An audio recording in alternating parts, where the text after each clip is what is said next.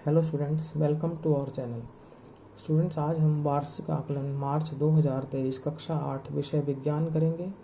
निर्देश हैं, सभी प्रश्न अनिवार्य हैं। क्वेश्चन 2 है, प्रश्नों के रूप के अनुसार प्रश्न पत्र को 5 भागों क, ख, ग और ड में बांटा गया है। भाग क है बहुविकल्पीय प्रश्न यानी मल्टीपल चॉइस क्वेश्चन। तो 1 से 15 सही उत्तर का चयन करके लिखें। प्रत्येक प्रश्न 1 अंक का है। आपका जो फर्स्ट क्वेश्चन है वो है, pancreas is responsible for maintaining. तो इसमें पहला ऑप्शन है फैट मेटाबॉलिज्म, सेकंड है ब्लड प्रेशर, थर्ड है ब्लड ग्लूकोज सेल और फोर्थ है इलेक्ट्रोलाइट बैलेंस। तो इसका राइट आंसर होगा blood glucose level, option 3। Hindi में कहेंगे रक्त शर्करा का स्तर। ऑप्शन 3 रक्त शर्करा का स्तर। उसके बाद सेकंड क्वेश्चन है, an example of a non contact force is. तो ये है force exerted by magnet. Option 3 right है आपका। असंपर्क बल का उदाहरण है चुंबक द्वारा लगाया गया बल। ऑप्शन 2 सही है। अब आते हैं हम क्वेश्चन 3 पर। बच्चों को रोलिंग, स्टैटिक और स्लाइडिंग घर्षण के कारण घर्षण बलों को बढ़ते क्रम में व्यवस्थित करने के लिए कहा गया था। ये व्यवस्था नीचे दी गई सही व्यवस्था चुनें। दी गई है, सही व्यवस्था चुनें। 4 children were asked to arrange friction forces due to rolling, static and sliding fractions in an increasing order. These arrangements are given below. Choose the correct arrangement. तो यहाँ पर होगा आपका ऑप्शन 3 जो है वो राइट है। इसका करेक्ट आंसर बनेगा आपका ऑप्शन 3। ऑप्शन 1, 2 और 4 जो है वो इनकरेक्ट है। करेक्ट आंसर है ऑप्शन 3। क्वेश्चन 4 है, निम्न में से कहाँ पर बड़े भूकंप आने की संभावना कम होती है। Major earthquakes are less likely to occur in which of the following. First Rajasthan, second north east India, third Rann of Kutch और फोर्थ ओडिशा। तो राइट आंसर है ऑप्शन 4 ओडिशा। हिंदी में कहेंगे ओडिशा। तो ऑप्शन 4 जो है वो करेक्ट है। क्वेश्चन 5 है, निम्नलिखित में से कम प्रदूषण फैलाने वाला ईंधन कौन सा है। विच one of the following is comparatively less polluting fuel. First में है पेट्रोल, सेकंड में डीजल, थर्ड में सीएनजी और फोर्थ में केरोसिन। तो राइट आंसर है आपका ऑप्शन 3 सीएनजी। क्वेश्चन 6 है आपका, सूखे मौसम में बालों में कंघी करते समय बालों का कंघी की तरफ आकर्षित करने के लिए कौन सा बल उत्तरदायी है। During dry weather while combing hair, sometimes we experience hairs flying apart. Which force is responsible for this? Option 1 force of gravity, option 2 force of friction, option 3 electrostatic force और option 4 magnetic force। तो right answer है इसका option 3 electrostatic force यानी विद्युत बल। Option 3 correct है। Question 7 पर चलते हैं। कैरम बोर्ड पर घर्षण को कम करने के लिए निम्नलिखित में से किसका उपयोग किया जाना चाहिए। Which of the following should be use to reduce friction in a carrom board. Right answer होगा आपका dry lubricant.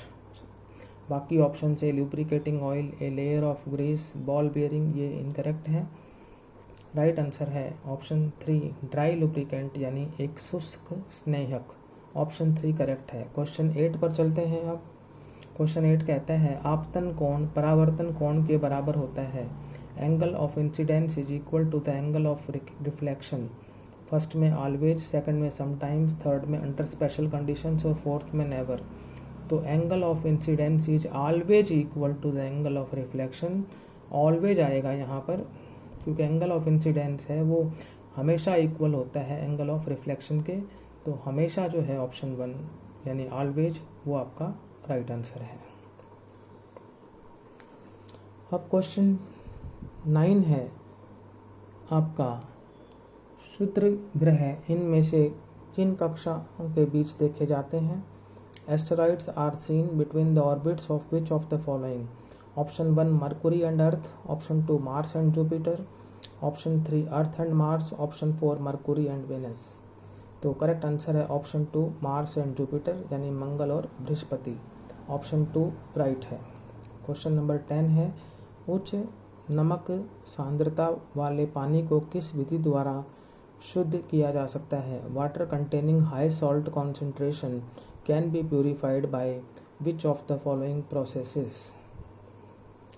First filtration, second में यूवी रेडिएशन, थर्ड में बॉइलिंग और फोर्थ में रिवर्स ऑस्मोसिस। तो इसका राइट आंसर होगा ऑप्शन 4 रिवर्स ऑस्मोसिस यानी विपरीत परासरण। ऑप्शन 4 विपरीत परासरण राइट आंसर है। क्वेश्चन 11 है, निम्न में से कौन संचारी रोग का सबसे सामान्य वाहक है?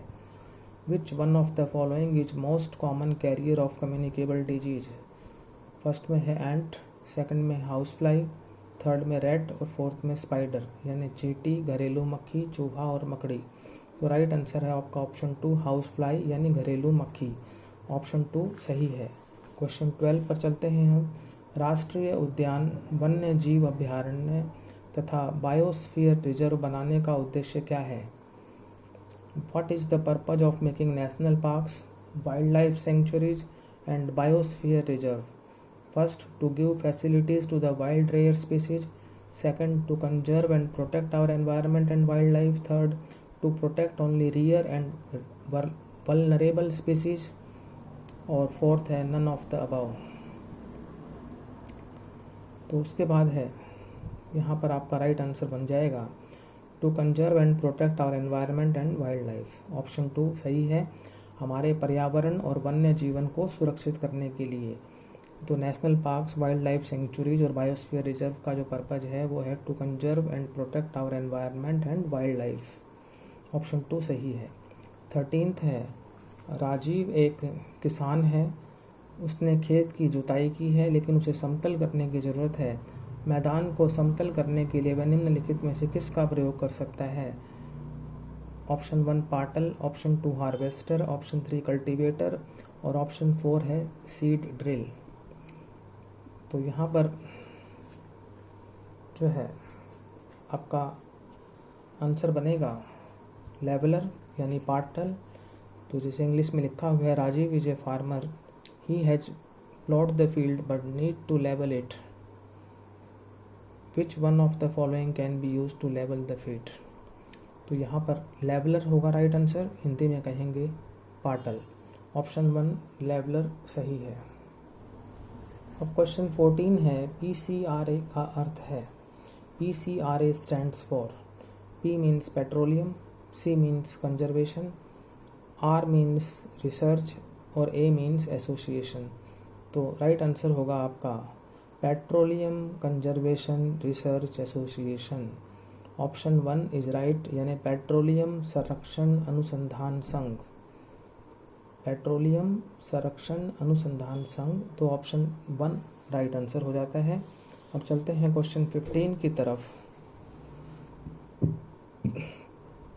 समतल दर्पण के दाएं को बाएं और इसके विपरीत दिखाने के गुण को क्या कहते हैं? The property of a plane mirror to make right appear as left and vice versa is the property of a plane mirror to make right appear as left.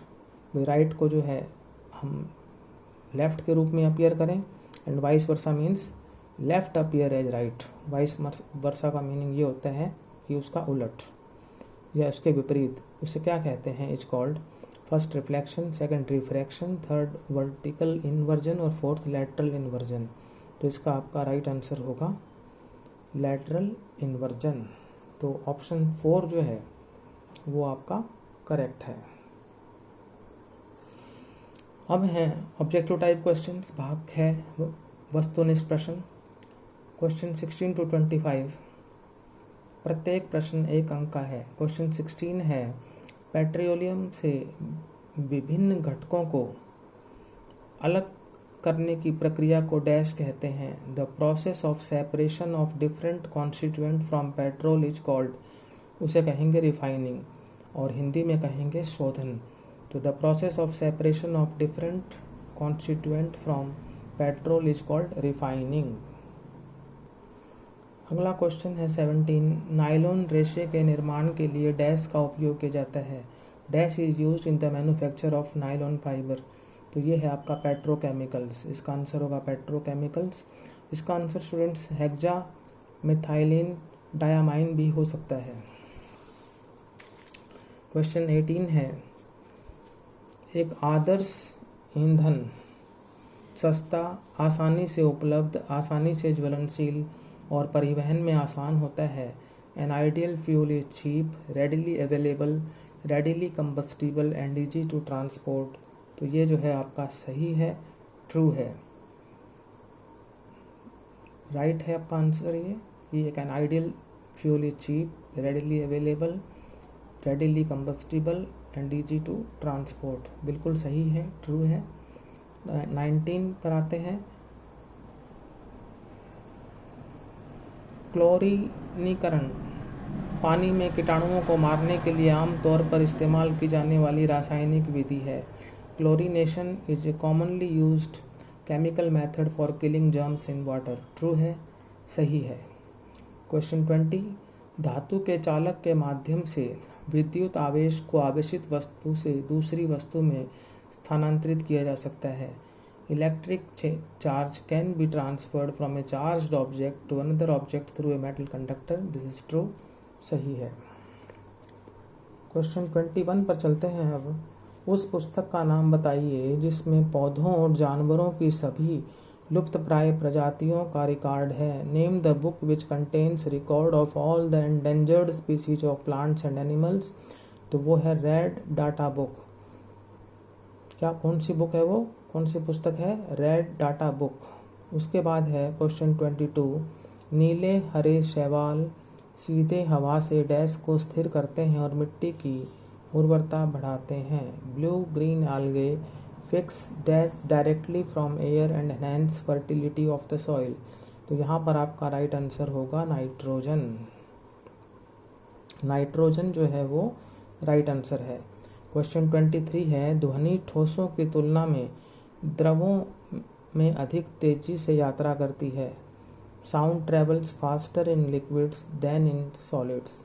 तो ये फॉल्स है, गलत है। आंसर होना चाहिए था sound travels faster in solids than in liquids. तो जहाँ लिक्विड दे रखा है वहाँ सॉलिड्स आना चाहिए था, और जहाँ सॉलिड्स दे रखा है वहाँ लिक्विड्स आना चाहिए था।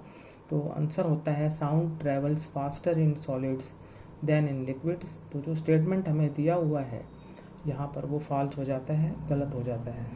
क्वेश्चन 24 पर चलते हैं। फलीदार पौधों की गांठों की जड़ों में पाए जाने वाले जीवाणु को डैश कहा जाता है। Bacterias found in the roots of nodules of leguminous plants are known as rhizobium. उसे क्या कहेंगे? Rhizobium, RHIZOBIUM।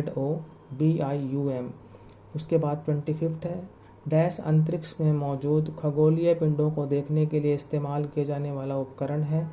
Dash is a device use to see celestial bodies present in space. तो राइट आंसर है telescope यानी दूरबीन। तो दूरबीन अंतरिक्ष में मौजूद खगोलीय पिंडों को देखने के लिए इस्तेमाल किया जाने वाला उपकरण है।